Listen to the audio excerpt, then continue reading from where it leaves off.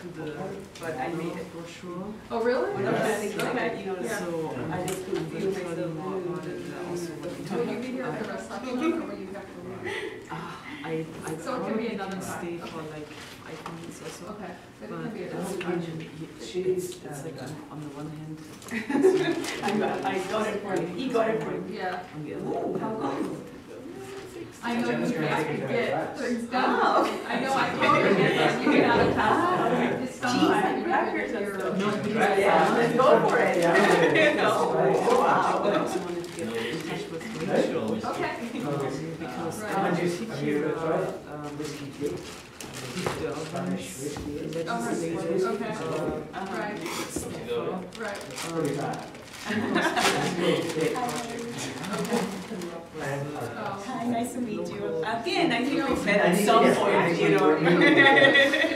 My already. It's like, we met always at. Oh, thank you so Who much. had water in their portfolio, and we were not sure because this was right in the election, right before the election, so we didn't know who was going to be there. So I'll tell Rachel to follow up with him. So I can, yeah, and I can email her also and send her the name of this particular. Okay. Yeah, she's been in touch. I was going to say, like, so what's the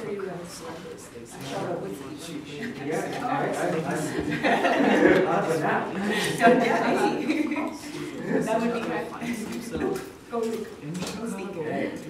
Finds himself in laughed in there.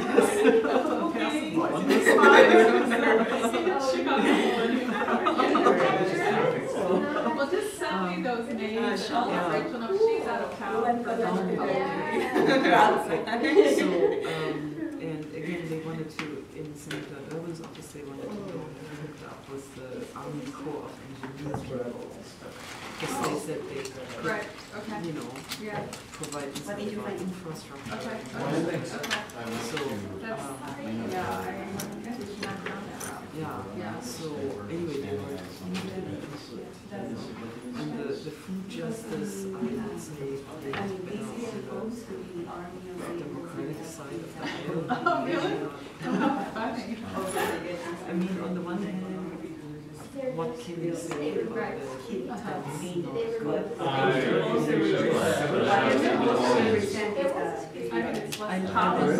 look at like food aid or national. Yeah. So, I mean, I tried to. I had no memory actually. It's very interesting because right now, Down to Right. environmental stewardship rather than Right. sustainability. Yeah. Global. So it's very, you know, these like Right. slight discursive differences. Right. Very That's interesting. interesting. Yeah, then it's in general. So much so that it's a photograph. too bad he didn't have a little drawing on the side. Right, right. Churches, Title VI, funding for libraries. How is it going for you? Yeah, So, yeah. but very interesting. So, Were there a lot of people? There were Like you? yes. So, Good, that's really good. many people, I would say, That's around. So from museums, Or no, from no, the no, libraries, big, from big. archives, from universities, How from old is a mini army, and we were dispatched. Yes, well, I mean, they didn't just like let us loose on, Oh, I'm sure, on you the, got your talking point. yeah, so they trained us, they gave us briefings about the individual people. That's on the street. Let him in on They level. That's when it was Luis Lopez who figured out of it. What, the whole you? governmental relations that the University of Illinois Yeah, has okay. in DC. I didn't Okay. even know they had Right, one. I didn't. Yes, I- you're it right. makes sense. It makes total Yeah, sense. yeah. So, so that person was very, very Okay. helpful. Glad to sort of, Right, I hope we will remain on her yeah, radar. right. And interestingly, so she doesn't just do federal relations, she also does state. But a lot of people have She said No, that if you have a chance, send me. I will. and she said that, I need to go say hello. Well, Agnes says hello too. Oh, wonderful. Nice to see you. Thank you so much for coming. You can sit down. I told my guys to come and then Governor Longman and then twice a year leave the office. Okay. So I called her. Hola. At the office of governmental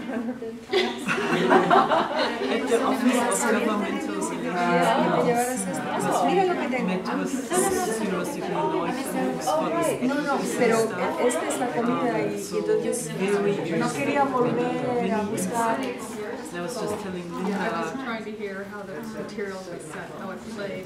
they play quite well. On both sides. And what does that is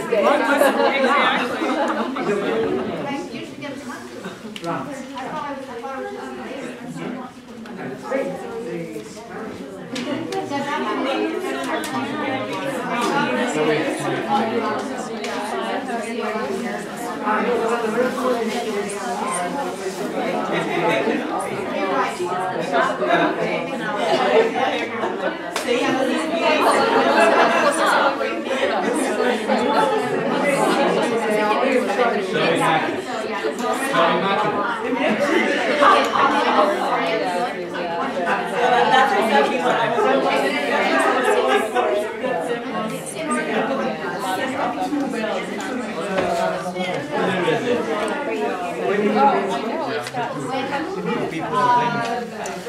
There's so many beautiful things. And they keep growing. I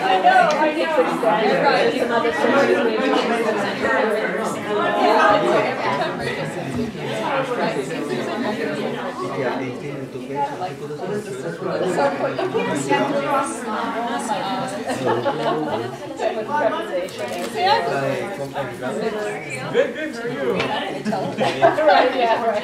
No, absolutely. Oh, yeah,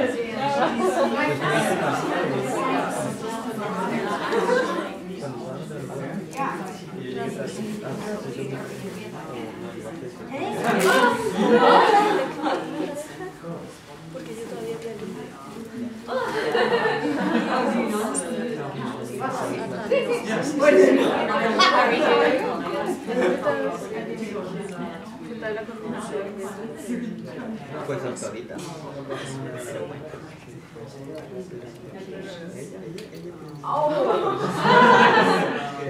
Pues aquí estoy.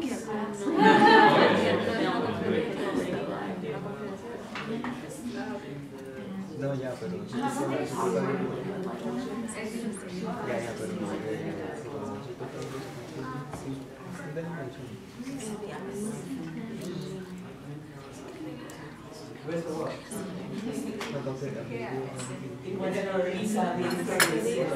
No, I struggled because it's so interesting. We all want to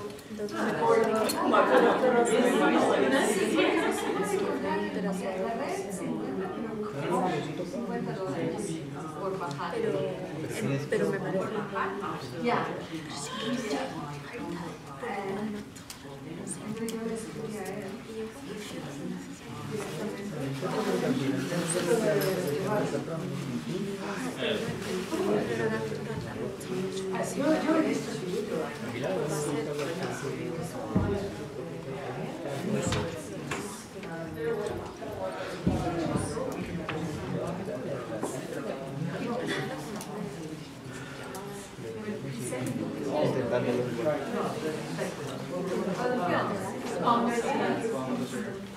Creo que simplemente esto bien, lo que no tiene que ver con cosas porque la verdad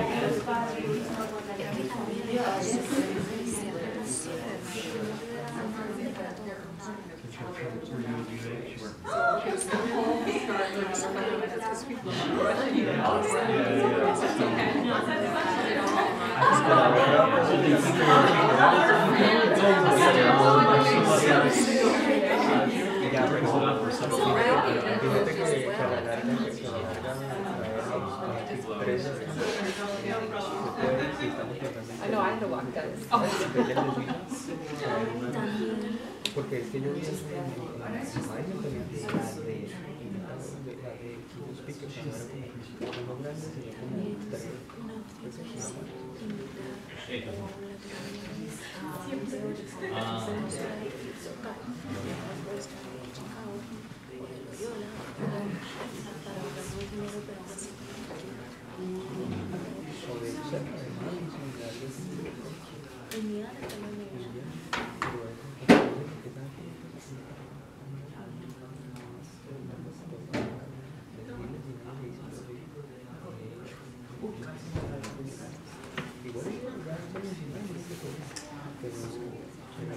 I'm totally kidding. Children's kidding.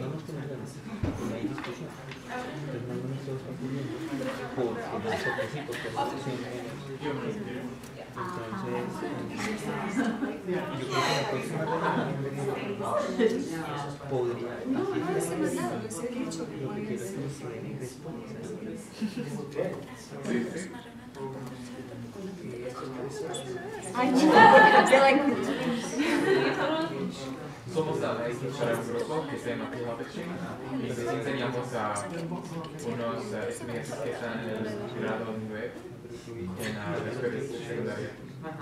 porque es que al final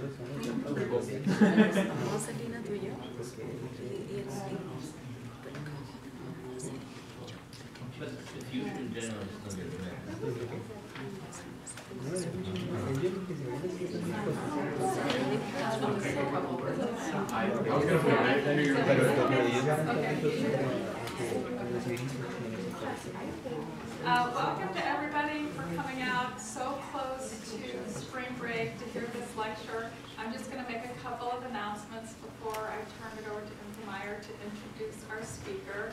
I want to give a couple announcements about Institute events that are coming up. We have 2 fellows lectures happening after spring break.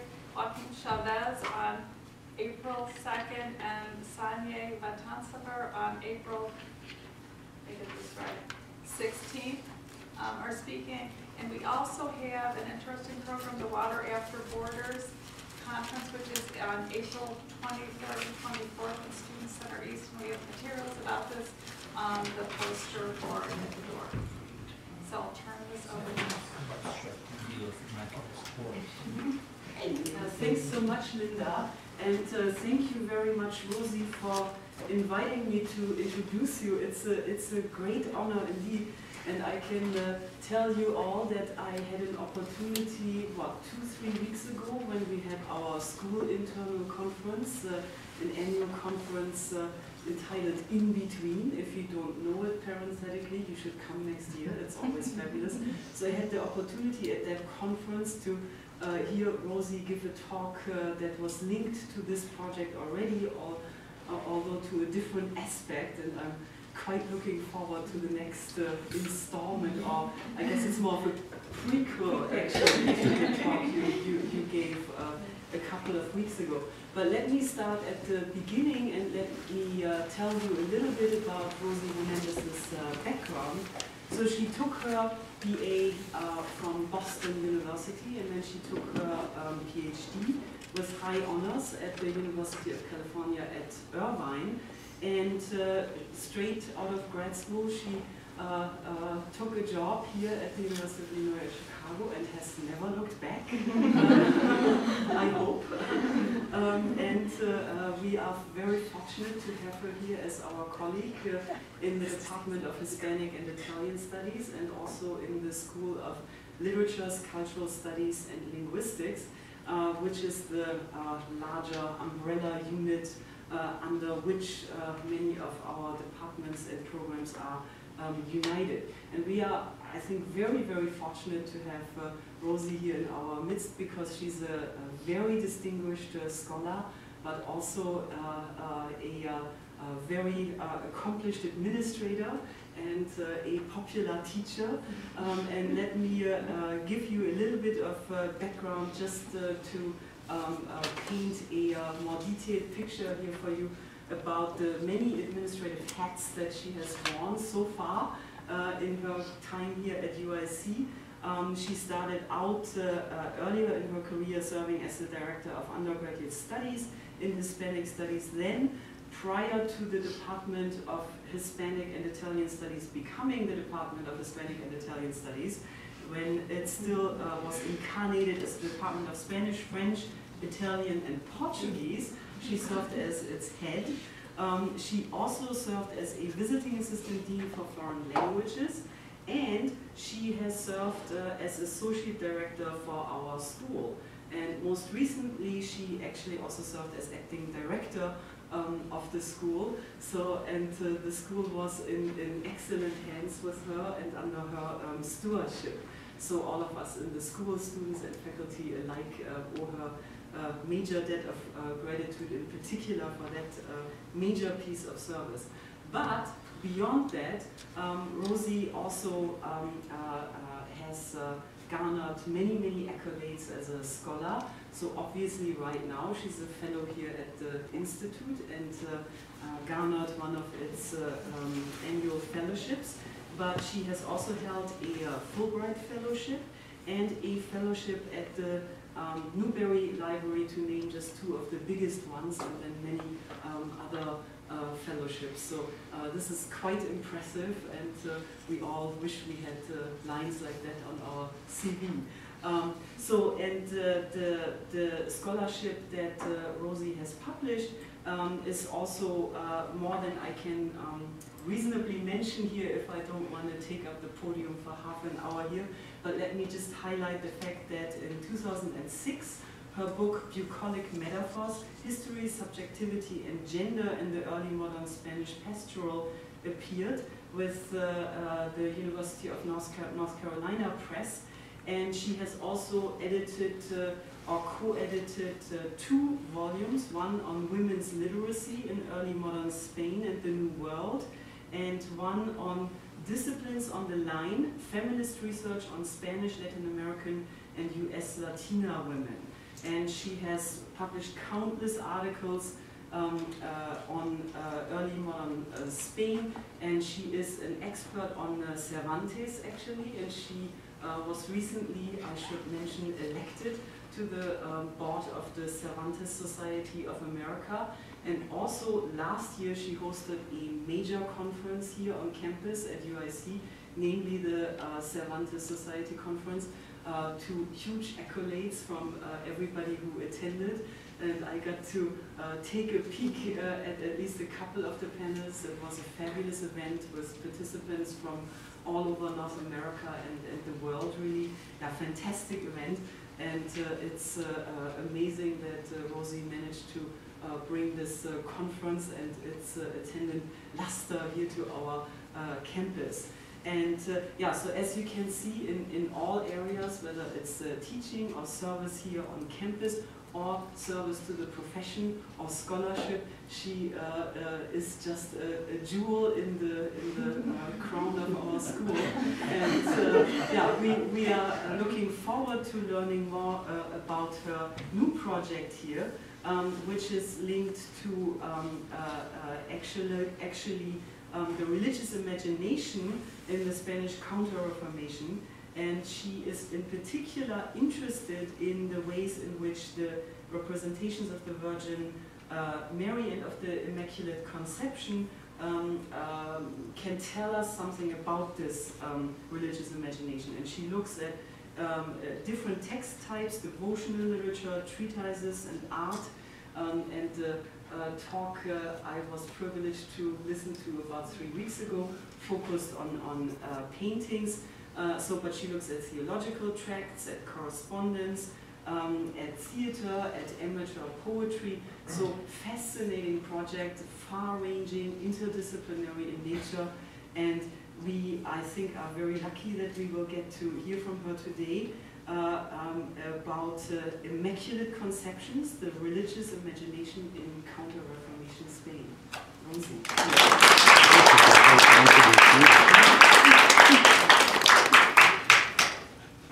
Thanks. For now, I would like to say thank you to the Institute, of course, to Sue Devine and to Linda for what has been a fantastic year, but most especially to the fellows.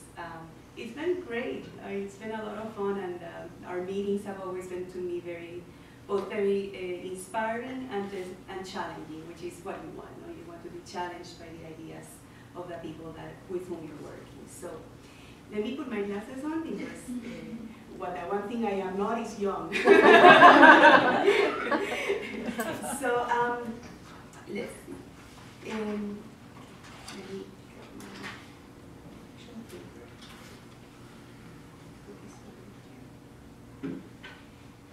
So I'm going to read one part of one chapter, but I've had to take out a substantial part from that chapter out because it would be too long. But let me first give you a very brief overview of the book, of what the project is about. You know? And it is brief. So as well as a very brief introduction to my book project, my main focus is a religious cultural production of the Spanish Counter-Reformation, with a focus on the representation of the Virgin of the Immaculate Conception. My larger aim is to offer readers a conceptual category, that of the religious imagination, which allows for an intersection between the specificity of historical circumstance, conflicting ideologies, communal and individual identitary needs, and creative inventiveness when investigating religious texts and art produced in the Spanish early modern period. It is my contention that only by looking at devotional literature, treatises, and art through this multi-layered filter can we better understand the intricate context of interpretation and the rich motivations and resulting meanings of what are often thought as obvious, homogeneous, and repetitive cultural products that simply bow down to the orthodox and propagandistic demands of the church militant in Spain. Given the historical, religious, and political conditions of the late 16th and 17th century Spain, what can we say about the period's religious imagination, its creative capacity, and ideological potentiality in the production of a variety of Catholic identities? In response, my book examines and problematizes the interaction between theology, politics, art theory, and individual religiosity, as the image of the Immaculate Conception proliferates throughout early modern Spain's visual and literary landscape. To this purpose, I consider documents ranging from theological tracts to personal correspondence, as well as art treatises, paintings, theater, and amateur poetry.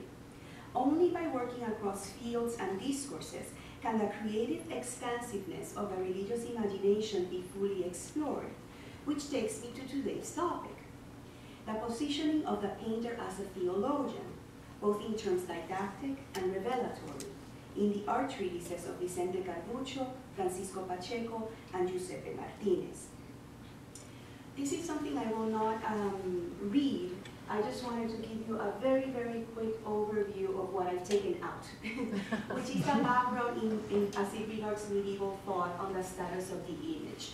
And these figures are very, especially the three first, are very important to Carducho, Pacheco, and Martínez, because they offer theological backing for their claims within the treatises.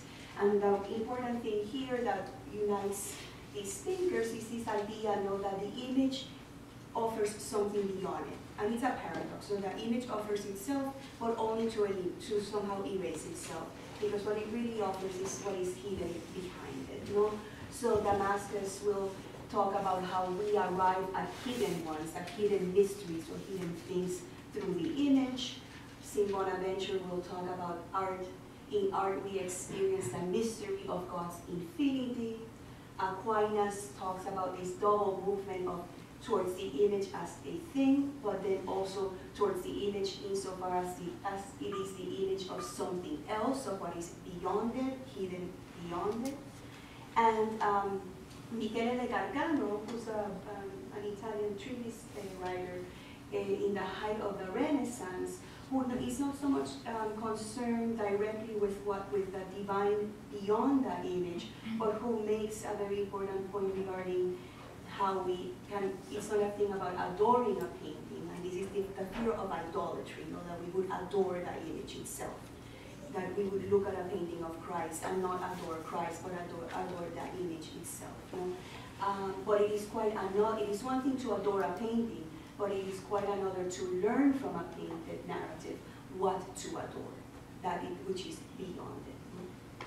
So this is kind of a theological background to what I will be speaking of today. And now I will start with virgins. So the first part of my paper is titled "The Status of the Image and the Painter as Theologian in Counter-Reformation Spanish Art Treatises." Vicente Carducho, born in Italy in 1568, moved as a boy to Spain and spent the rest of his life working as a painter for Philip II, III, and IV at El Escorial and the Prado. In his art treatise of 1633, Dialogues on Painting, Carducho focuses in the 7th dialogue on religious painting with the heading for this dialogue titled "On the Different Ways and Modes of Painting Sacred Events and Stories with the Decorum that it is Necessary." After numerous questions regarding the representation of religious subjects, the character of the student, the dialogue is held between a student and a master, the character of the student ups the ante and asks, "Can the world do without painting?" In his lengthy response, the master reminds the student that God is an artist and art is a medium for the divine. And I quote, "He had shown himself," he meaning being God, "he had shown himself as an image to Adam and Eve, and soon thereafter fashioned an image of the angel who would exile them, making the invisible and divine visible in form." End of quote. After studying numerous other divine beings transformed by God into an intelligible image form, the master proclaims, and I quote, "What is all this if not images and paintings made by the hand and brush of God, that he speaks to us in this language, and he seems to show himself and tell us that this art is necessary and indispensable, and you cannot dismiss men that imitate it, and imitate that universal painting of the heavens." End of quote. The artist paints images that lead to and bridge the gap to the sacred by visually rendering aspects of the divine that cannot be otherwise communicated or intuited. More precisely, for Carducho, the painter's interpretation, translation, and transmission of the sacred brings forth in an intelligible visual form what in oral or written language would remain invisible and inaccessible. Today, I will examine what it meant, both as a theological prescription and as a social phenomenon, for painting to be thought of as a conduit for the interpretation of the divine. I want to focus on what treatise writers and painters understood were the conditions that allowed for the transmission of sacred knowledge, both rational and mysterious, through the holy image. From a social and economic perspective, I am interested in how Carducho, Pacheco, and Martínez, the three most important art theorists in early modern Spain, deploy these same theological tenets in the advancement of the status of the painter as a liberal artist, a rank that has tangible professional, economic, and social consequences. Deus Pictor, and painting as a liberal art. Typically, theological deliberations around painting in Counter-Reformation Spain, and all of Europe for that matter, are studied as concerns that are distinct from, or only slightly connected to, issues pertaining to the situation of painters as artists, the development of artistic academies, and the evolution of the system of patronage. Moreover, in discussions regarding the sacred potentiality of art, painters are duly named, but their position on the matter is generally overlooked. Art historians and other cultural critics treat artists as historical subjects, creative geniuses, or mere hands that hold the brush, but rarely acknowledge the artist's self-understanding and fashioning as mediators of divine knowledge. In other words, the relationship between art and spirituality is divorced from the artistic, professional, social, and economic conditions in which artists found themselves. For example, Sarah Hall's recent and very timely The Sacred Image in the Age of Art structures its analysis around what she calls a conflict between the religious mission of the post-Tridentine church, that art had to elicit religious devotion and contemplation, and the secular calling of the artist. And I quote Paul: "For the church, these images were spurs to devotion. For the artists, and for more sophisticated patrons, they were works of art." And somehow religiosity and sophistication are separated. Even though Hall's objective is precisely to complicate the effects of this conflict by examining how it was possible to make a truly creative response to the new conditions imposed by trend, and we're quoting her, and she calls this possibility a miracle, the assumption remains in her work that theology and art are perpetually at odds. I would like to instead approach this topic from the opposite perspective. Following the ideas presented in the previous section, I am interested in considering the way in which treatise writers and painters defined their artistic practice through the discourse of theology, and saw their work as tied to the representational capacity of the image in relation to the divine. One option for pursuing this line of thinking is to examine that juncture between theology and an additional set of preoccupations for treatise writers and artists, the status of painting as a liberal art, and by extension of painters as thinkers and translators of knowledge rather than as mere artisans. Or, as Umberto Eco states in relation to medieval Latin civilization, and I quote Eco, to establish how the theories current at the time, and he's speaking to scholastic philosophy, although the theories current at the time were related to its actual sensibility and its actual artistic practice, and whether and how theory was a stimulus and an orientation for artistic experience and practice, end of quote. The field of forces, and I'm here loosely borrowing Pierre Bourdieu's term, that touch upon these aspects, theory and artistic experience and practice, is expansive, and in late 16th and 17th century Spain includes court politics, the cortes and its taxation schemes, the patronage system both secular and religious, and the status of guilds vis-a-vis the rising presence of artist academies, as well as the social and religious climate created, or at least supported by, a Counter-Reformation mentality. Within this ideologically populated field, religious prescriptions on painting as a theological, didactic, and contemplative medium provide painters and treatise writers, especially in post-Tridentine Spain, an avenue through which to justify and promote their claims as liberal artists. What becomes very interesting, therefore, are the specific strategies deployed in the definition of religious painting as a way of knowing, as theology, and as a truth-bearing medium, as contemplation of the divine within the context of Spanish treatises and their investment in the elevation of painting from craft to art. More to the point, how the intersections between the material and the spiritual, as well as the relationship of the artist to the image and of the image to the viewer, are framed in the Spanish treatise tradition as evidence for the resemblances and continuities that unify the human and the divine, and by correlation, the artist to Deus Pictor, to God as painter. Still, my aim is not solely to suggest that treatise writers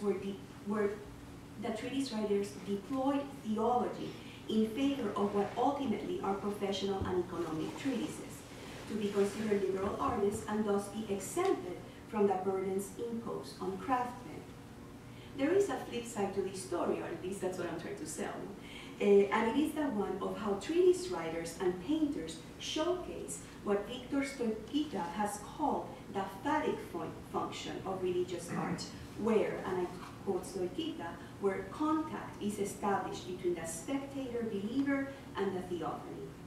or what the same critic calls the, and I quote, communication between the mystical imaginary and the artistic imaginary. Painters, as believers, spectators of the divine mystery, reproduce through their religious imagination and human skill an image that allows viewers to become readers and interpreters of the divine mystery. It is in this sense that we can best understand the positioning of the artist as theologian. The painter translates the divine into visual form, systematically through his or her artistic choices, laying claim to a spiritual or mystical transcendence for the uplifting of the viewer.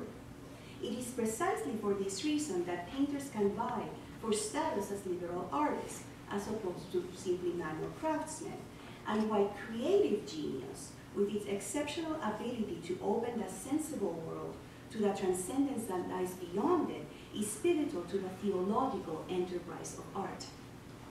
Consequently, I would argue that the Tridentine injunction to educate and to promote devotion, that the Tridentine injunction inadvertently facilitates both the religious and secular rationale for painting as a liberal art.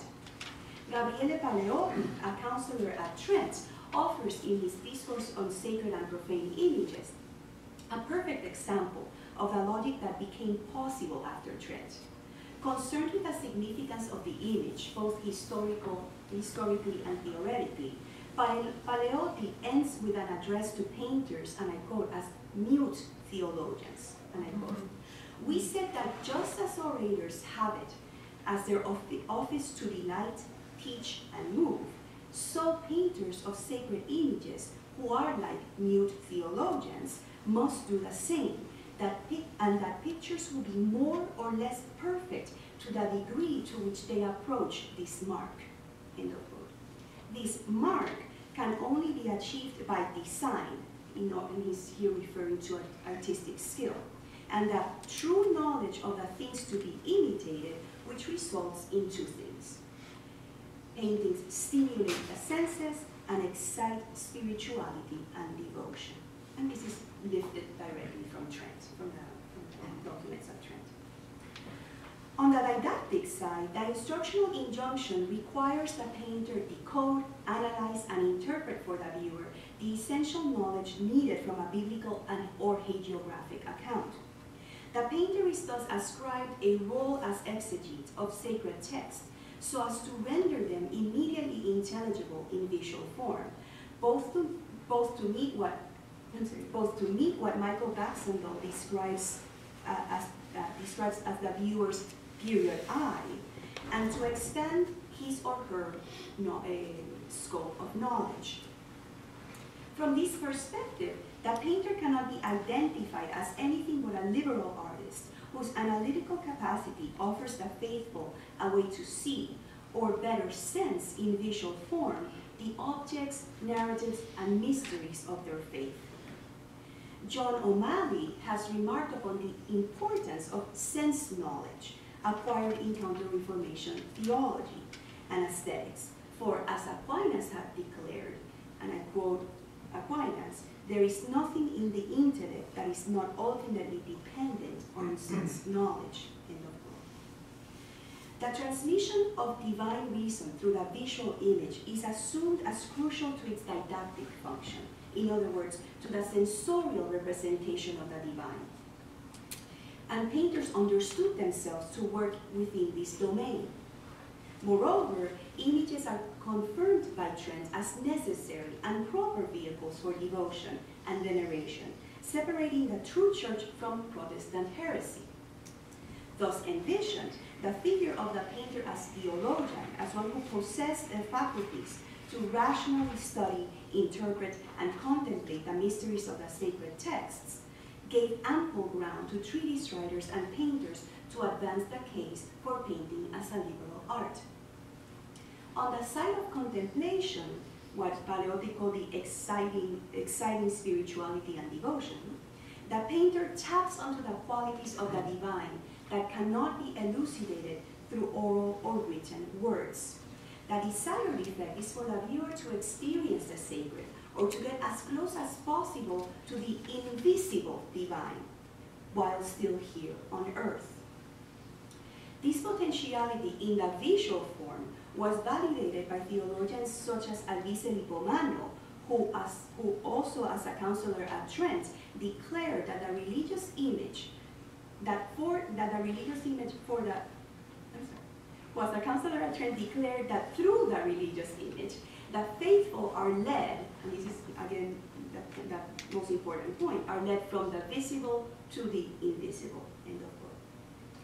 Already in the iconoclasm controversy during the early 8th century, John of Damascus had defended the use of images precisely because of their ability to translate the divine to the visual form. As explained by Moshe Baraj, and I quote, "The image, at least the holy icon, reaches farther than the perception of the human eye in natural experience. It shows what lies beyond the real of visual experience. The icon's main value is that it reveals to our eyes what otherwise cannot be seen." End of quote.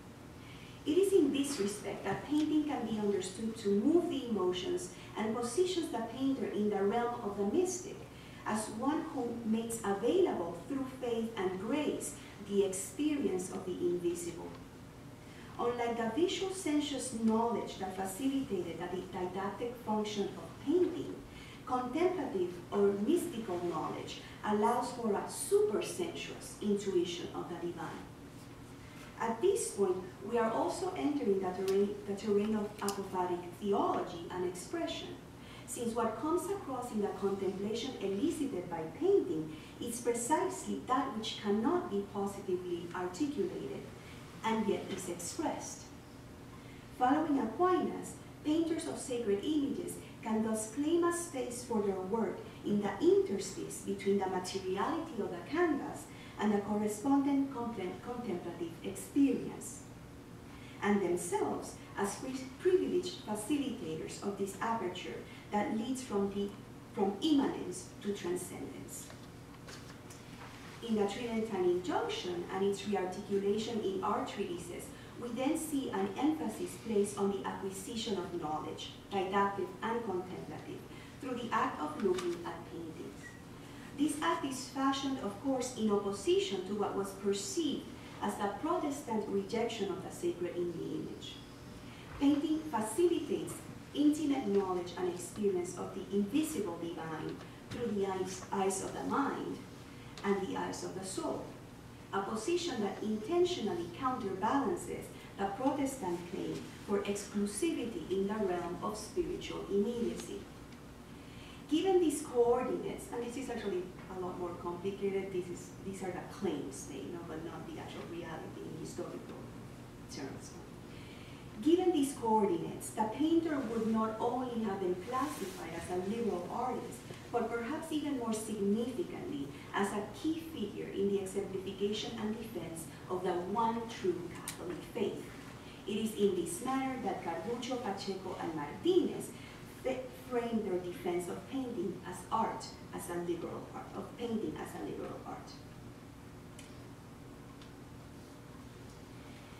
St. Luke was an evangelist and a painter, Spanish art treatises and a theological stature of painting. Carducho's 7th dialogue, as mentioned previously, takes on the topic of sacred paintings, emphasizing both in its title and its first sections the issue of decorum. The discussion, at least for my purposes, becomes interesting when the student and his master turn their attention to the status of painting itself, a long exchange that reproduces and develops further the idea of the painter as theologian. The initial claims are rather modest, staying close to the customary role of the religious image to inspire and elicit imitation of virtue. Still, even in this preliminary argument, the special role of the painter as liberal artist is brought to the fore in that these virtues are essential to, but also exceed the core narrative or iconographic elements. Virtue is not simply intellectually represented, but also spiritually conceived, so that it can take its effect on the soul of the viewer and move it to a higher plane. Consequently, the remainder of the 7th dialogue is occupied precisely with the requirements and qualities that allow sacred paintings to be thought of as arte, as art with a big A, which includes the notion of images as theology, both exegetical and revealed. The issue of interpretation is key to the entire segment.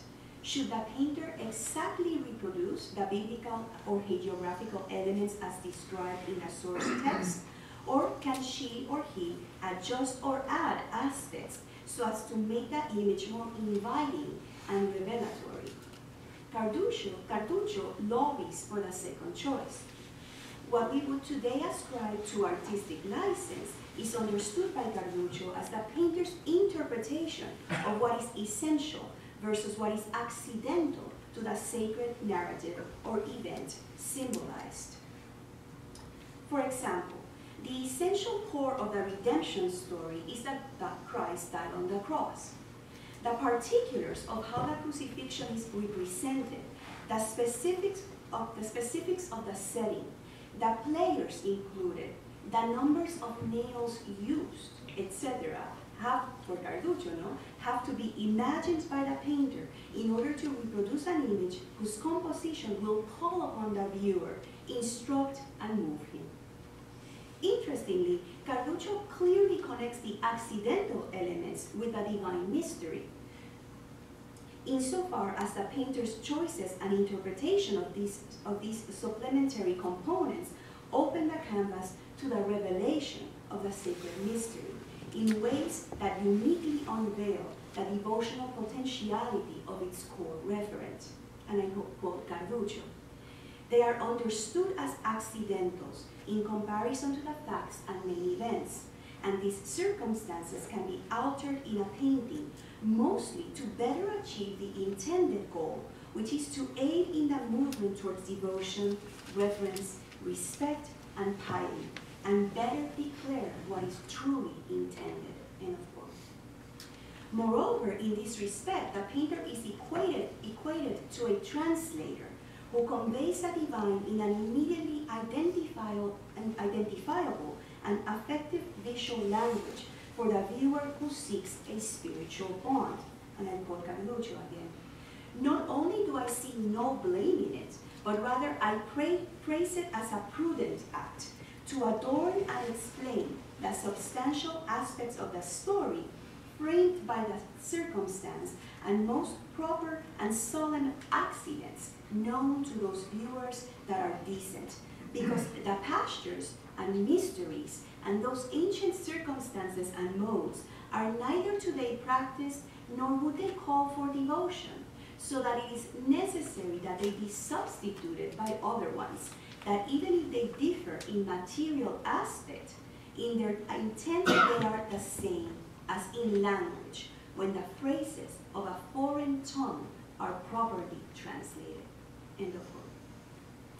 This function as translator links the painter to an elite group of thinkers and spiritual guides who do God's work on earth, the preachers and writers who adorn and dress, and I'm quoting Carducho, who adorn and dress the essence of the story with words and elegant phrases, proper and known, and with momentous examples. End of quote. The painter, as the preacher, has to make use of rhetoric and interpretation in order to reach the desired effect. Like the theologian from a religious perspective, and as the poet or writer from the artistic perspective, the painter works upon the essence of the sacred text, enhancing the religious imaginary in the choices made through the artistic imaginary. Furthermore, in the artist's ability not only to reproduce, but to better declare, and I quote, through the visual image, what is intended, what is truly intended, we find Carducho making the two imaginaries, religious and artistic, one, treating the act of painting as a religious act, as a conduit to and revelation of the divine mystery. This leads us to a separate but implicit claim in the positioning of the painter. He, as a theologian artist, has the intellectual and spiritual capacity to perceive and transfer to the canvas the kernel of the divine, or that which is substantial to mystery. And it is for this reason that the painter is undeniably, for Carducho, an artist with capital A. Carducho systematizes this visual translation of the divine into three categories: same, similar, and metaphorical. The function of the metaphorical receives the most attention, since it is there that the abstract and the ineffable are brought to the level of the image, and therefore, where claims regarding the representational status of the image are most risky. The seventh dialogue approaches metaphor as an instrument that renders intelligible radical alterity, and I quote Carducho. And when a particular case is painted in which there is something incompatible with our capacity and our understanding, we use this genre of the metaphorical painting in order to explain and tell our own concept. Painting with the artist as exegete functions in the arena of revelation, of showing what is otherwise ungraspable by our limited understanding. Painting is thus termed, and again I quote Carducho, as a miraculous medium, as a miraculous medium that, in one instant, and I'm quoting, in one instant shows us and makes us capable of understanding what would by force make us spend much time and browse many books composed of multiple words and much erudition and theology, and from which it is very possible that we would understand even less. End of quote. It is through that metaphorical visual translation of the sacred as executed by a master painter that a clearer, more exact, and immediate, we could say mystical, apprehension of the divine is made available. It is at this precise point in his argument that the master reiterates the status of painting as a liberal art. Citing Seneca, he declares, if Seneca says that the liberal arts can make us virtuous and good, what can do this better than painting? End of quote. And of course, Seneca was famously against painting as a liberal art. The logic is infallible, for how can one be certain of the sacred nature and power of the decorous image and yet deny it and its executor an elevated status? And I quote Carducho again. Making much is owed to this art, for these mercies and devotions are occasioned through images, that in making them miraculous, God shows himself over and again grateful to the devout and religious zeal with which they are made, as well as for the care and scientific knowledge applied. Here again is this duplicity of the painter, both as artist and as a religious self, skill and spirit. Equally moved by the painter's devotion and skill, God responds to the painting and in his gratitude allows it to be a conduit for the extraordinary.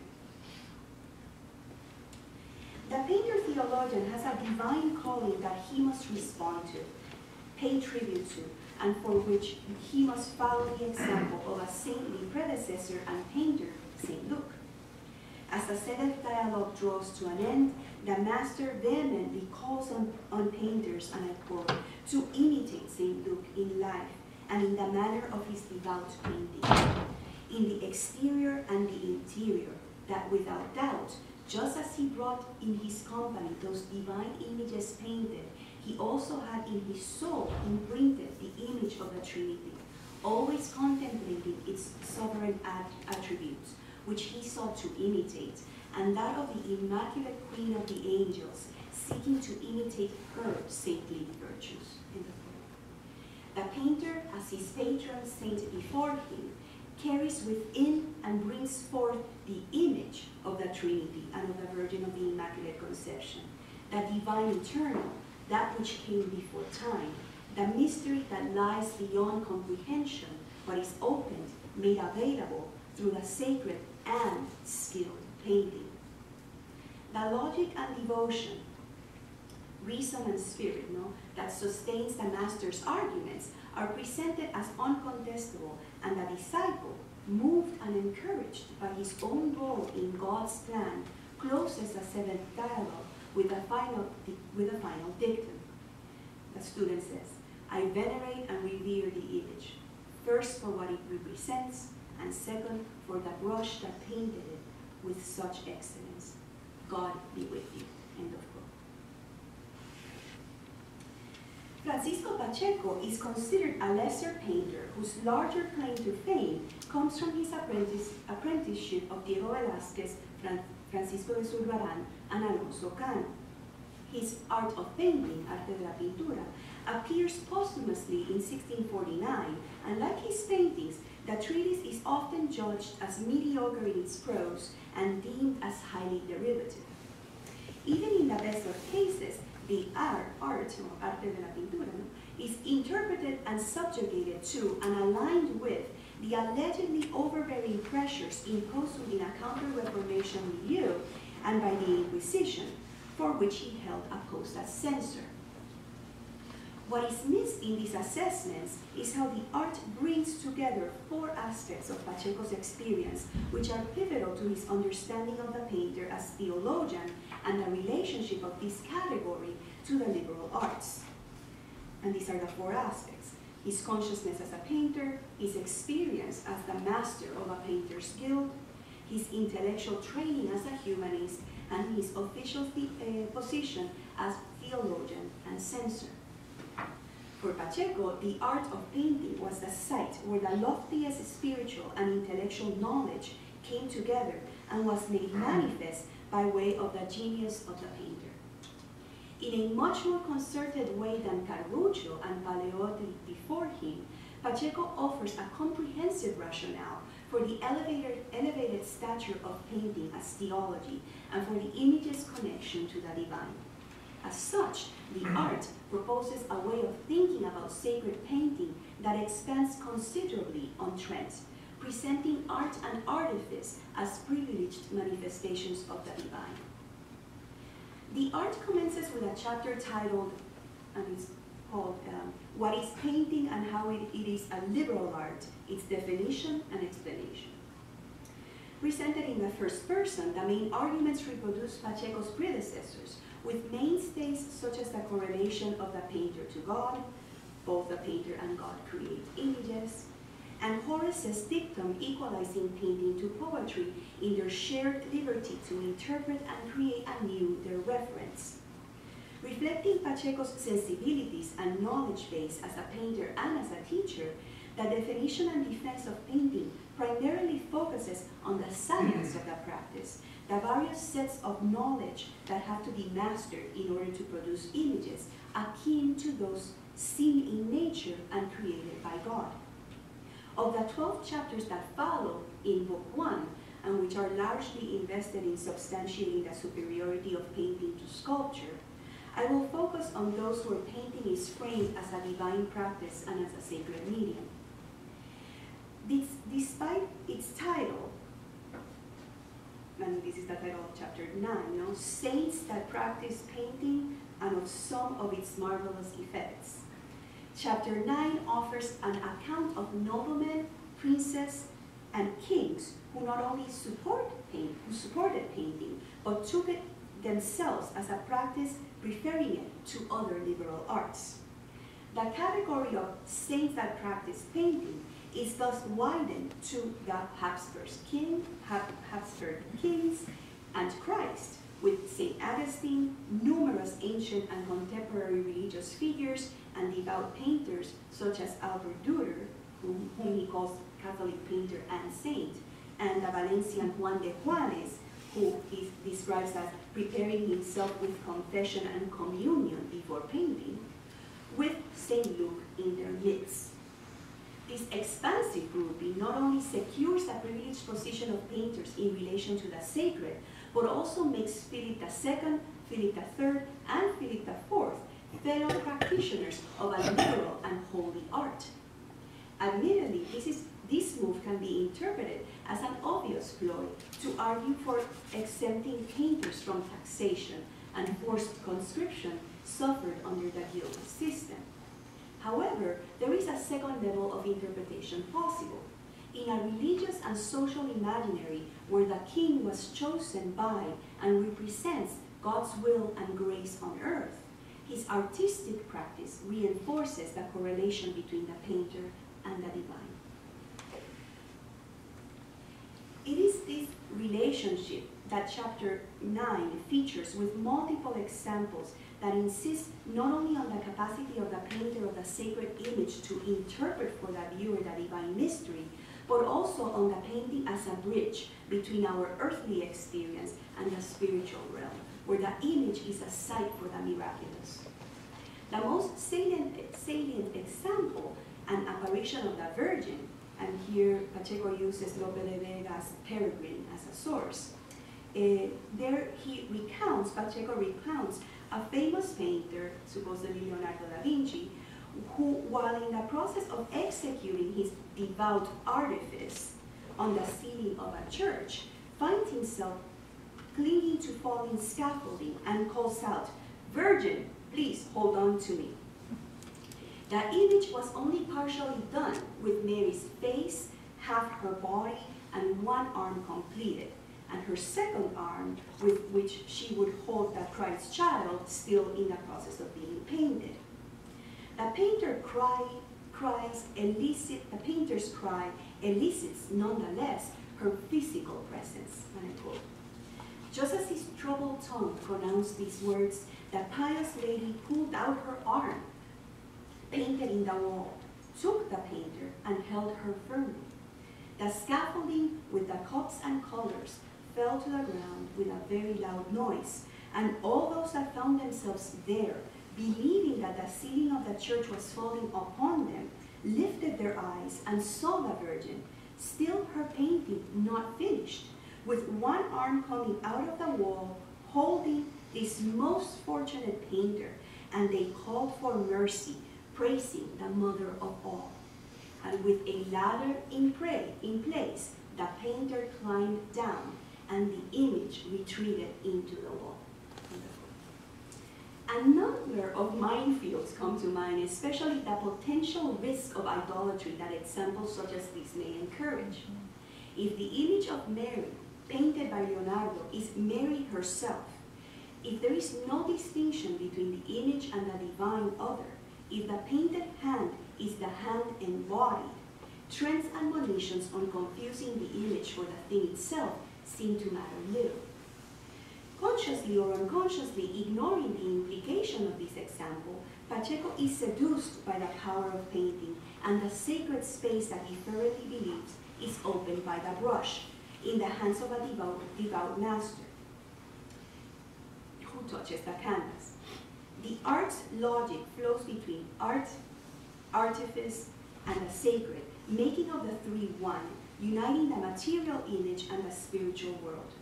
Not surprisingly then, Pacheco temporarily sets aside the didactic function of the image, central to Counter-Reformation ideology, and instead explores at length the synergy between saints of all kinds, divine alterity, and the image as a site that unites them.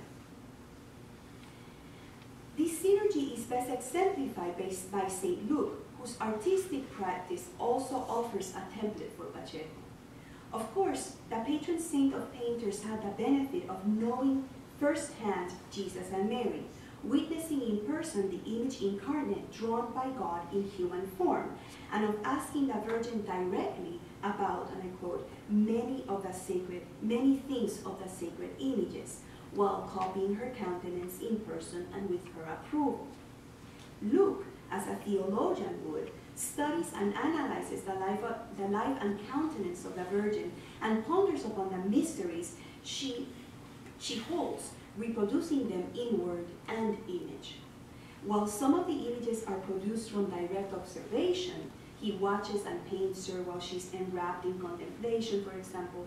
Others are imagined by interpreting her memories, and I quote, "He well and truthfully painted other images with baby Jesus in her arms, not because he could paint Christ at his tender age, for he did not have him present as the Virgin would have him in her arms. He painted following a semblance of Christ's mother, with the information she gave him, and with a particular favor from her, and taking that first painting, he made many others, end of quote.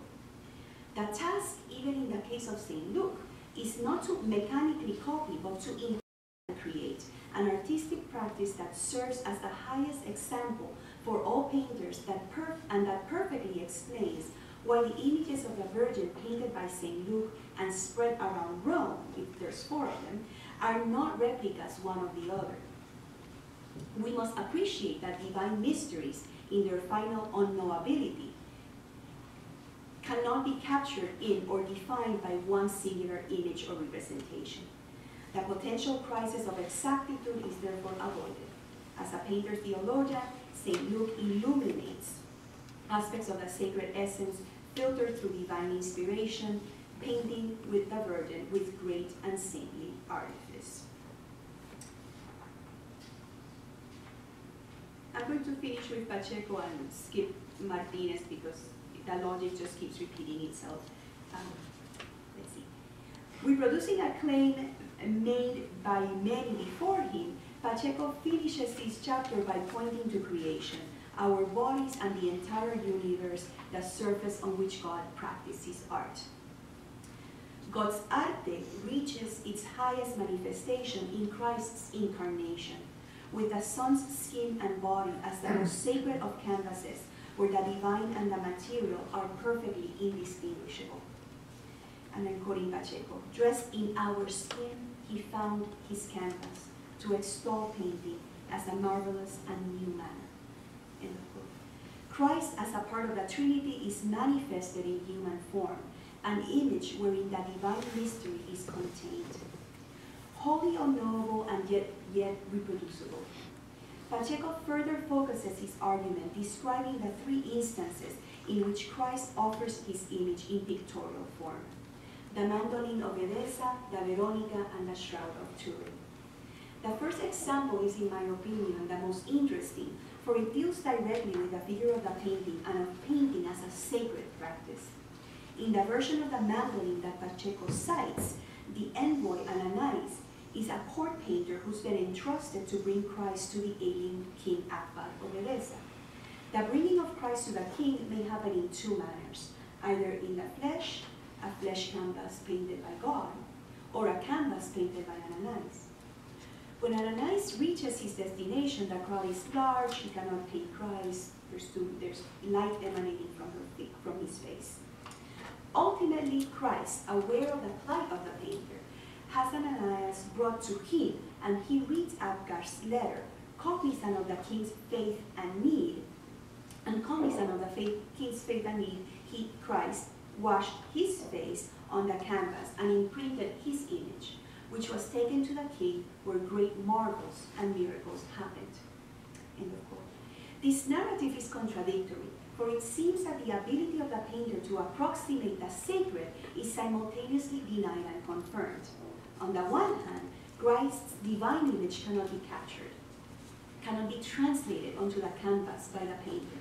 Its splendor and mystery deny materialization. On the other, Christ enters the category of painters by imprinting his semblance on Hernandez's canvas, an image that will represent and substitute him in Akbar's eyes, and which will allow Akbar to be touched and cured. Pacheco elides this contradiction, and, as should be expected, focuses on the manifestation of Christ as a painter, and on the power of the image to make the divine present.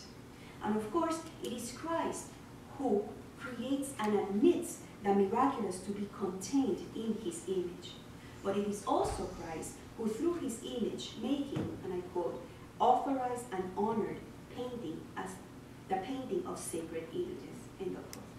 Pacheco's intention is to confirm the stature of painting as sacred par excellence and establish a confraternity of Catholic paintings that includes Christ the Son and God the Father.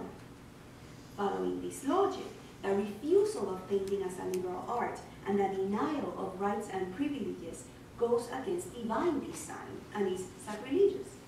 In other words, to deny Pacheco and his fellow Catholic painters their due status is to go against God himself and his incarnated Son as Deus Victor.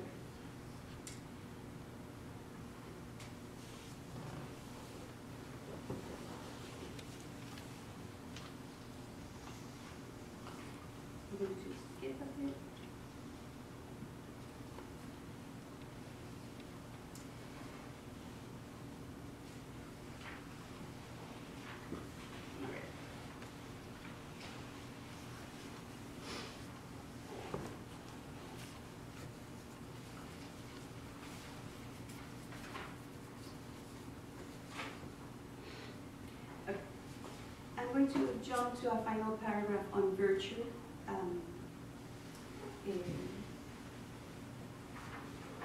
On virtue connected to the issue of the pintor cristiano.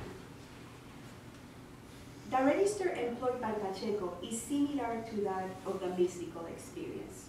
If the visionary sees the divine in a spiritual image, the viewer of a painter sees the divine in the form of lines and colors as drawn by the pintor cristiano.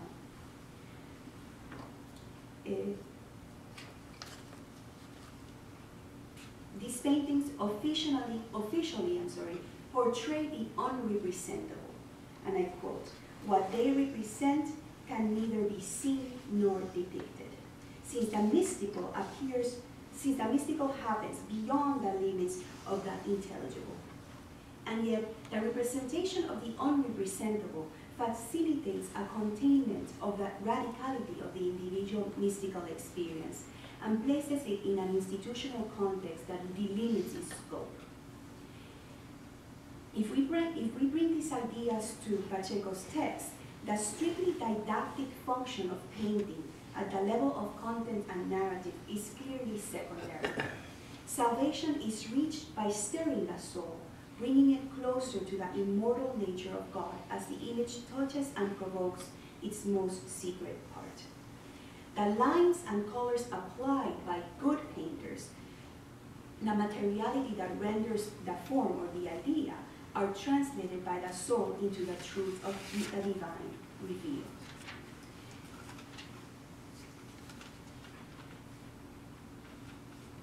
And virtue, therefore, remains central. With this I will end. Virtue in the painting, or what the painting can do both to elicit virtue in the viewer. Virtue remains central to the discussion of painting in this chapter, in chapter 9. In chapter 11, titled "On the Painting of Images and Their Fruit and Their Authority as They Have Been in the Catholic Church." The chapter commences describing the typical distinction between the goal of the painter to gain fame and give pleasure, and the function of painting to represent through imitation with bravery and propriety. And yet, because Pacheco is here interested specifically in the conditions of production and reception of sacred art, this division is presented only to be immediately denied. In the guise of a Christian artificer, the painter creates a means for the sacred practice. And I quote, "Created for saintly things, the painter lifts his eyes to the heavens and sets out for himself a much loftier aim, forged in things eternal." Pacheco intrinsically connects the spiritual virtue of the pintor católico, of the Catholic painter, to the sacred image, and painting is confirmed as a noble medium in the pious union between the painter, the viewer, and the divine. The initial division between the desire for personal recognition, presumably based on skill, and the moral and religious content of the work is united in the figure of the Christian painter, a human sight where the sensuous perception and imitation of the material world intercept with the workings of divine design through the representation of the sacred mystery.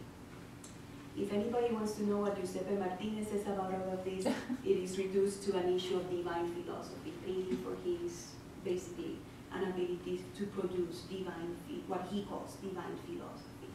And therefore, skipping that, I will just conclude by saying that the designation of the painter, therefore, as a liberal and divinely inspired artist, as a man of skill and as a theologian, becomes for me at least truly interesting when examining the pressures, negotiations, and creative decisions, both conscious and unconscious, that mark the vast production of religious painting throughout the Spanish Counter-Reformation.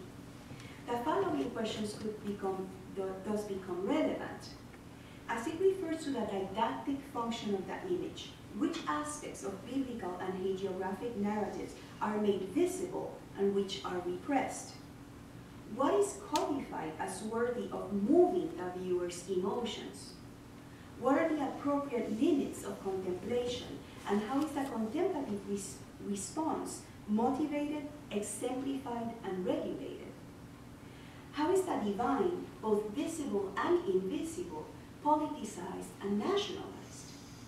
And finally, how do specific paintings simultaneously conform to and exceed the field of forces that intersect them? These are some of the questions that guide the rest of my study, and which are become very important when specifically studying the paintings of Murillo and Zurbarán. Thank you. I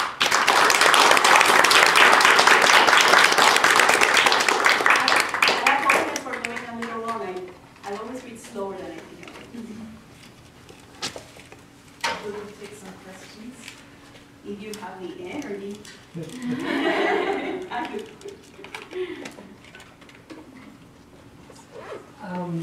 Really, this is a powerful and complex argument, and so let me see if I can frame a question properly. You've entered into the ancient quarrel of words and images where humanists tend to render the images sensual and see words as the vehicle of the spiritual, the words of the soul, aligning themselves cleverly with the divine logos, and particularly the idea of the incarnation in the Gospel of John. Yet you've demonstrated how these treatises are powerfully challenging and reversing that. So I want to ask about the risks of doing that. To the extent that the artists are elevating themselves to being visual theologians, and they are aligning themselves with Luke against, seemingly, John, and in directly intersecting with the complex and dangerous debates over the nature of the incarnation and the nature of the Trinity. Are they opening themselves to risks of accusations of heresy, whatever the danger, whatever the benefit with regard to their tax returns? Is there a material risk and loss as well? And not just that tax returns, the conscription to the military, in which it was put their lives at risk. Apparently not. They did not perceive it as entering risky ground because, for two reasons. Because they take that last article in Trent. You know, there's a lot of talk about how Trent talks about the image and limits, censors what can be do in art. But actually, the counselors at Trent met very hastily, but very much at the end. They thought, whatever pope, I forget which one it was, which was overseeing Trent at that point, would die. So they wanted to end quickly, so that it wouldn't be again, perhaps all their efforts lost. So anyway, I mean, if you read that article, basically what it says is that images are good, images are elicit devotion, elicit educate those that cannot read, and it's rather short. And the warning is against idolatry, you know, that you will have people, church officials, make sure how, this is open to a lot of interpretation, how an image can perhaps go into areas that are not decorous, okay? So basically, I mean, think about Carducho is writing the treatise not that far that far from Trent. Pacheco just a little bit later, but Pacheco himself is a censor for the Inquisition in Seville. So he is very sure of his position. He's following the dictum in Trent that images are a good thing. And from a theological perspective, he attaches himself, as many of his predecessors, to the idea that God was a creator of images, and that Christ is the image. See, Christ is seen by, in this reading of the Incarnation, Christ is a canvas brought to earth by God. No? deployed on the earth by God. And Christ is, well, all creation is perfect, right? Therefore, all of God's images are perfect images, but of course Christ is the supreme image. And this is not something that is in the theological source text that Pacheco is alluding to, this idea of Christ as image. So no, I mean, and Pacheco did not see, none of these treatise writers. These treatises were published, so Carducho's was published while he was still alive. Pacheco's was published posthumously, but not because there was any danger of anything to him because of what he had written in this regard, but rather because he was not the greatest of writers, it took him a very long time, but also because Carducho's Diálogos was printed, and he was a bit off-put by, there's competition in the field, right? So he never was able to, he had many supporters in Seville that read it, and circulated widely while he was alive, but it was only printed a few years after his death. But there was no risk, as far as I can tell, that they thought that they were actually proposing or putting forward ideas that would seem as heretical. To the contrary, they feel they are attaching themselves to the trend, to the articles in trend. Yes. I think it was very good to watch those pictures when you were reading passages from those treatises for many reasons. And what came to my mind when I was exactly watching, not this one, but the previous pictures, could you go back? More back to this Immaculate Conception. So the conceptual framework which structures their thinking is, I think, I don't know if you agree with this, is made of two pairs of concepts. One pair is made of, it refers to the old post-Aristotelian and taken up by scholasticism distinction between what is the essential and what is the accidental. But what is a very interesting move is that they couple this distinction with another one between the spiritual and the material, which was not exactly the same in the vocabulary made by Aristotle. But what comes out from this strange marriage is that the main purpose and the main goal of painter as a theologian was to set up a scene for contemplation, which was defined as a way of grasping the essential, and by the same token, the spiritual against what was left as accidental and therefore material. But the issue is, when you watch those pictures, everything here is moving our attention from the essential and leading our attention to the accidental. Because the accidental, as I understood, was this signature way of painters to do something through which they could be recognized as painters of this or that. So, but then they cannot resist multiplying those materialities. For instance, here, what this poet doing here? So it's completely unnecessary. It's inessential. Oh, he paid for it. Oh, that's essential. I understand, but this is on the other side of the whole process. So, which is very strange because they strived for contemplation, but they were doing nothing but amassing material indices coming from completely different world, like here, because all those putti are definitely not essential for the contemplation of the divine. If you they move your attention away from what you should do. Yes, I know. Okay, so I think there's a to me there's a fascinating problem or paradox, no? That is that you have the image, which is trying to, if you follow the logic of Carducho and Pacheco especially, you have an image that is supposedly simultaneously trying to erase itself, right? Because you're supposed to look at the image, but only to be able to move beyond it to the divine.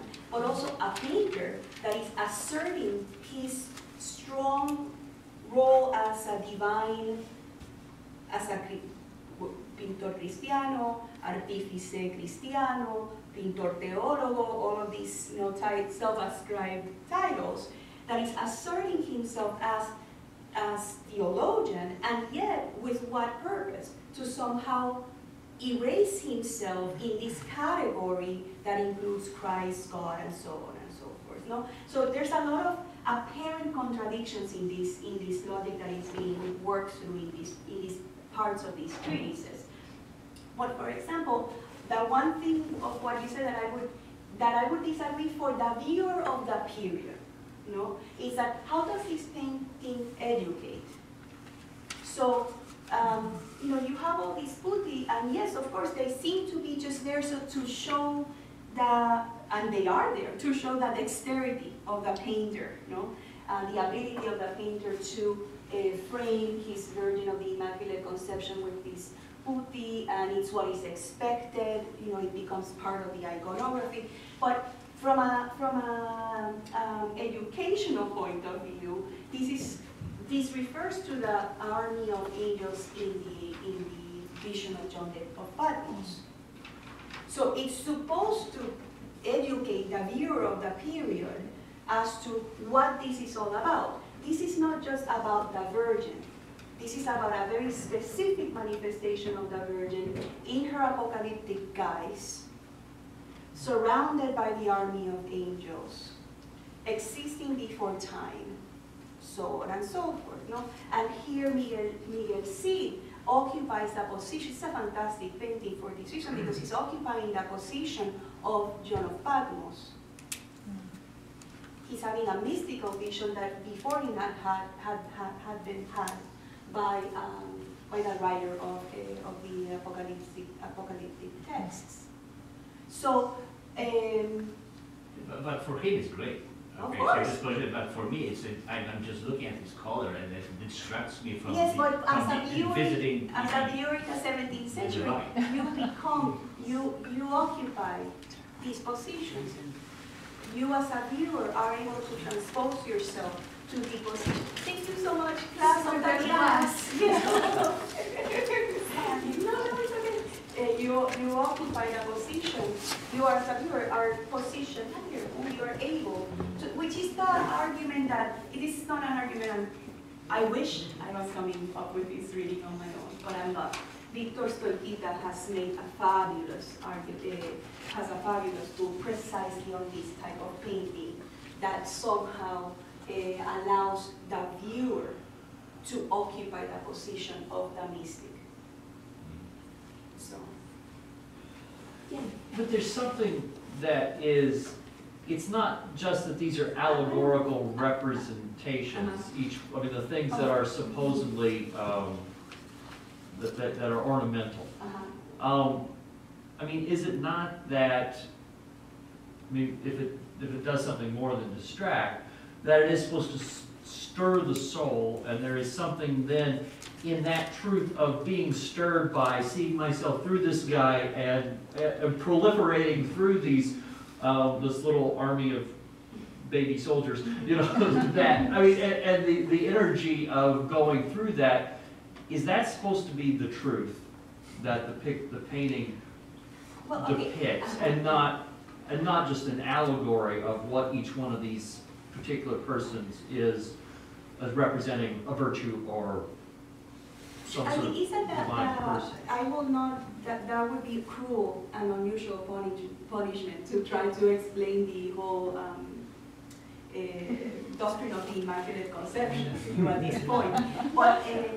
It is one of the great it's composed out of these very loose or very random verses in the Bible, Genesis, the chapter 12 of the Apocalypse, and then some other verses throughout the Psalms and so on. But in a nutshell, it's a big mystery, this whole thing of the, and it was being very much contested in that period, right? So that's why I concentrate so much on the doctrine of the Immaculate Conception in the rest of the book, because it's being contested at that period. How can it be exactly that the Virgin was conceived? It's not that Christ was conceived immaculately, but that the Virgin was conceived immaculately, right? And there are so many different theological takes on this, whether she was conceived naturally through sex, and then exempted of all sin once in man's womb, or whether she is implanted in man's womb, so on and so forth. But then there's a whole business of the John of Patmos vision, because today it is my understanding, and I am not an expert on theology, but it's my understanding that today the apocalyptic text is interpreted solely as a thing to come. But in that period, it was interpreted, this part of it was interpreted as a thing already happened. So that Mary already had existed from the beginning from before the beginning of time. It is Mary who, Lucifer was already acting up, and she, in this battle, or in her manifestation as a pregnant woman giving birth on this moon, and being so perfect among all the creatures that God had created in the heavens, Lucifer gets pissed off and tries to kill her, and there is the battle that ensues, and that finally gets Lucifer kicked out of the heavens. But this already all has happened. But how can it be that Mary has existed forever, from before the beginning of time? What does this all mean? So, to cut it there, as far as my lengthy now explanation, a painting like this is driving to these mysteries, is trying, or at least this is what I see in this what is being proposed in these treaties. These paintings are trying to somehow push the viewer both to the image itself and to the iconography of this is the Virgin of the Immaculate Conception, she is perfect, she is forever young, so on and so forth. And then but also to somehow be in touch with the mystery of it all, with what cannot be explained in some sense. And I'll just point out one more thing with this type of image. There are a lot of things taken out as well. She's not pregnant and giving birth, which is what is happening in the apocalyptic text. She is, she is here in the apocalyptic text. She gives birth and then has to flee to the desert. This is not shown here. And what is also repressed or not included, let's say, in this painting, which is in many others. It's not that it's always excluded, but the dragon, Lucifer. And Pacheco, in the segment of the Arte where he discusses how to paint the Immaculate Conception, says, that dragon is so unpleasant and ugly. And why should we include him when we want to represent the beauty, the eternal beauty of our Virgin of the Immaculate Conception? So for the painters following my instructions, I would keep that dragon out. And then the Murillo paintings, the Murillo, large Zurbarán includes it, the Murillos typically don't. Oh, I don't know. I don't know. Okay, well, that is, let me see if I can go, okay, sorry. Listen, I had one here that includes it, and one that doesn't. Okay, so Velázquez, there's a lot to say about this. But Murillo is the quintessential painter of the Virgin of the Immaculate Conception. This is the game. Actually, Murillo almost takes out almost all the iconography that refers to the apocalyptic text, and just leaves the moon, which, by the way, is pointing the wrong way, and she's looking up, which is also the wrong iconography. She's supposed to be looking down, because then it gets confused with the Ascension. But anyway.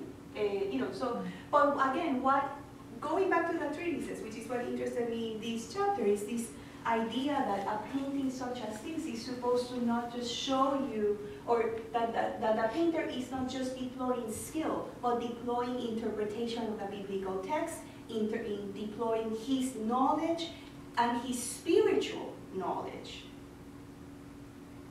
And this idea of the painter taking communion before painting, this is very interesting, no? So as to prepare himself spiritually so as that it's possible to transmit the invisible divine. This phrase is for me fascinating. It's found in Carducho first. This idea that in Paleotti first. This idea that invisible divine. So,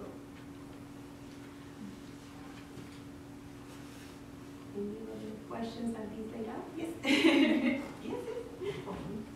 Okay. Yeah, I mean, I found this fascinating, and I found particularly interesting what happens to the notion of reading in all of this, because it is as though the viewer, of course, does not really do any reading of the image, rather the reading is done for the viewer by the painter, who creates this image that then reveals itself. So if something is revealed, something is unveiled, something is translated, and as you said, we need the materiality of the image only to be pointed beyond it. And as you described, we have of course this move from the plane of immanence then to the axis of transcendence. So we go from the horizontal to the vertical. And in the Pacheco painting, I think that is... Sorry. I'm so sorry. I've never noticed. It's particularly interesting how you have the poet in the left-hand corner, and in Latin script, of course, that's where we start reading on this horizontal plane, and then something all of a sudden becomes transparent. So the Virgin is standing on this sort of transparent object that reveals the world, and then we are drawn up. This is the port of Seville. Okay. What do you see?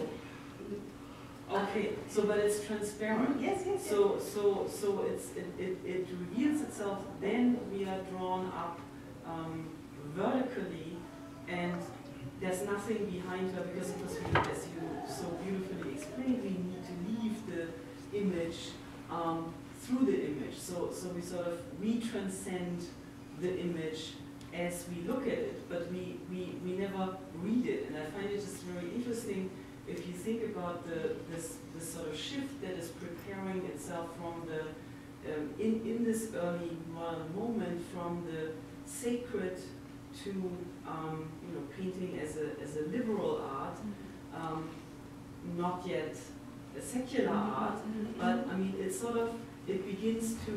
it almost sort of begins to announce itself, because of course then one cannot resist doing what we then, once the world becomes secular, start doing, namely we still have the vertical axis, but instead of this upward movement, we have the downward movement, and we do the symptomatic reading. And I found it very symptomatic in that context, that towards the end of your talk, your language sort of acknowledged that by you using the term repression for the first time. And that, of course, is the modern way of reading, the Freudian reading, the symptomatic way of reading, going down into the text because something is covered and needs to be uncovered. We need to dig down. So there's the covering, as opposed to this revelation which takes place here, because we need to leave the horizontal plane of reading, we need to stop reading. So this is a lengthy way of sort of asking, in your opinion, is this sort of a moment in painting and in the writing about painting where notions of reading begin to shift alongside this sort of shift from sacred to liberal to, you know, not yet secular, but that move is preparing. No, I think that it is too early, or that at least in these treatises, I mean, inevitably, things are going to be left out, and I'm going to argue in other parts of this text repressed from our modern context, you know, for different reasons. But for Pacheco, if I understand, I mean, you're making me think about something very interesting, because of course it's the encounter between how they see the world and how I am filtering that world also because of particular interests of mine. No? One of the ways in which I first entered this project is what happens to the dragon? How come? There's, especially by Murillo, how come the dragon disappears? Pretty much disappears. But what I will say is for Pacheco, for Carducho, Pacheco, and Martinez, there is that, it's not that there is something to,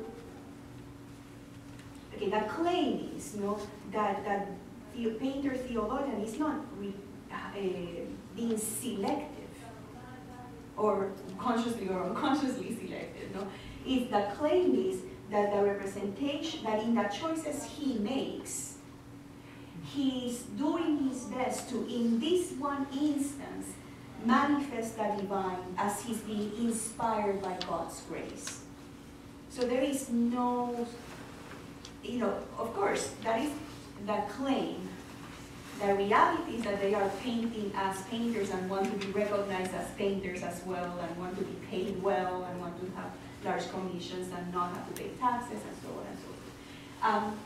But I don't, you know, I mean, I have to think a little bit more about the way that you structure your question to come up with a better answer, but just in a limited sense, they are not, the move here is not one towards the secularization of painting. To the contrary, it's kind of the last grasp to insist on that painting as divine, as sacred practice. And this image is fantastically bizarre,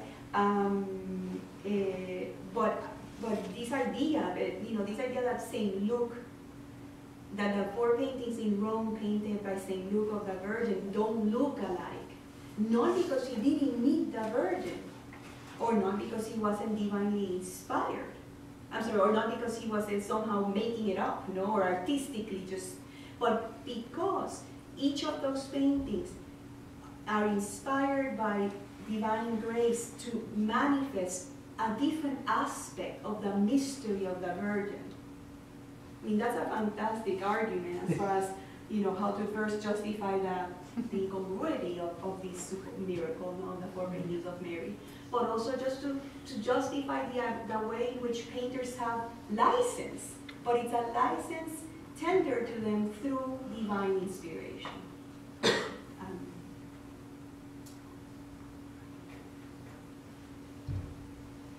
Okay, I've kept you way too long. Thank you. I really appreciate all your comments and your presence at this late hour. Thank you so much.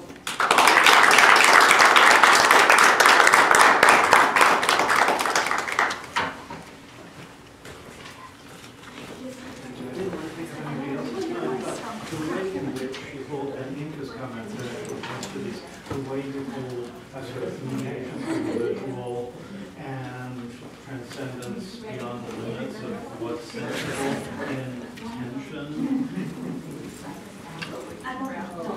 Reminds me so much of Emmanuel devotes in Teresa and probably comes across. And so, I mean, they always start with the visual because it's a very rich aesthetic Catholic culture at the time, and so to appeal to the world around us, and there is that moment of transcendence. The sensory imagination, as Teresa Beckett says, the sensory imagination is not going to help you. And so when you use the term emphatic, I mean, I do exactly the But that's the point, and so, you know, you wonder whether in the devotional manuals, there's a kind of devotional viewing, contemplative viewing, parallel to ¿Te vas? ¿You going or that was so common in older cultures, monasteries, that there can be a connotatio divina that starts with very visual and beyond it. Many of these, the ones that I know are like outstanding, really I very much appreciate the comment. And yes, and I have to think about this aspect more because our chapters of these three texts are on. Well, I'm teaching a course on mysticism and spirituality in the Spanish Copenhagen 17th century France, and so we've just gone from on the cross, and so I mean the visual is there all the time. I mean, Ya, claro, son cosas personales, pero no, en esto sobre todo yes, you start with the senses and then work your way around. no, hasta lo importante, no vi que That's exactly, because you're transcending your flesh. He puesto la teoría y de la teoría he puesto una lista de directores. Ya, eso fue. No he puesto películas específicas y además no es una lista esperada. Ya, no, suena todo muy interesante. Este semestre que viene está muy interesante, lo difícil va a ser elegir. Este semestre tuvo mucha opción, pero el otro como el doble de opciones. Muy bien. I must say, great introduction. So, Yes. since now on, you have to visit us all, because there's nobody else who could do this in this way. Thank you so much. I really appreciate it so much. It's a work of art inside. Yeah, I mean, it's kind of like that. So, Yes. well, thank you for a Really.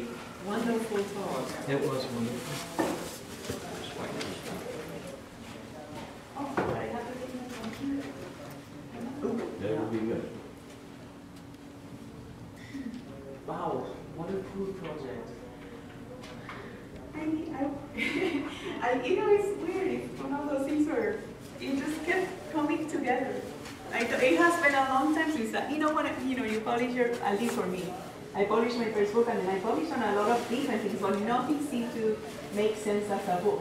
Yeah, but And so, then finally, one can totally tell that you sunk your teeth into this, and wow.